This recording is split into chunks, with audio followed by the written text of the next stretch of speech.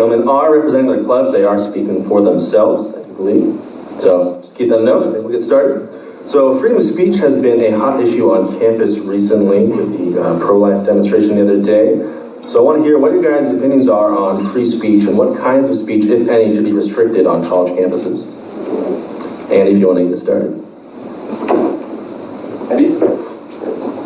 So personally, this is a very touchy subject because on campus we have a diverse group of people that maybe have certain emotions that they believe that they hold dear and they don't want to be threatened.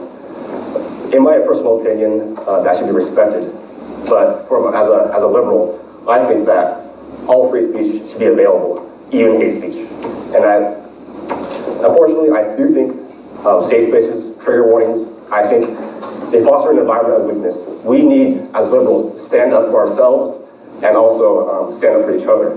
So that means defending your kind, defending people you agree with, and I think it's a positive environment to create a dialogue rather than shut someone off or say that get banned off campus. It's not a way to go. And my opinion is, even if you're discriminated, there's liberals on campus that can stick up for you. Last semester there was a big wall protest, and we had a huge turnout rate, and we actually pretty much took over that place. So in my opinion, free speech should have no limits, even hate speech, unless the only limit is pretty much, in my opinion, speech that gives threats. Let's say they incite violence. That is when it's should not be said on our campus. So that's my opinion. James, your thoughts? Well, I almost don't have to say anything because I agree with 100% of what he just said. And I think that's fantastic that we can actually have that as common ground.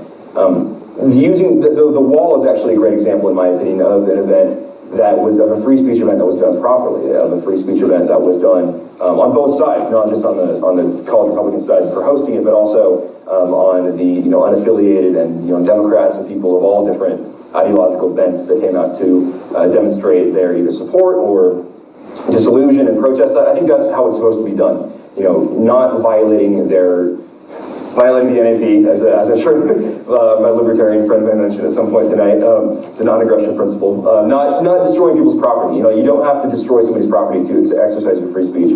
For example, with this pro-life demonstration that took place, yes, you may find it distasteful. Yes, you may find it inappropriate. Yes, you may find it offensive. But that doesn't give you the right to then go and rip 100 crosses out of the ground because, oh, it hurt my feelings. And then to go and say, oh, well, some girls online told me I was really cool for doing it. Like, that's just weak. You can see things, you can be offended by things, you can not like things, but the proper response to that is to go down to the bookie, buy your little 50-cent sheet of paper, get a Sharpie, and make a sign and go protest it. Don't destroy people's property, don't destroy free speech you don't like. The freedom of speech is the most important right out of all of our rights, essentially, because it allows you to voice your disagreement with whatever government or other institution you're doing. It must absolutely be protected, and I completely agree with what the Democrats have said tonight. Following up with that, Andrew, short of incitements to violence, do you think there are any restrictions that are appropriate for free speech? No, I think these gentlemen covered it very well.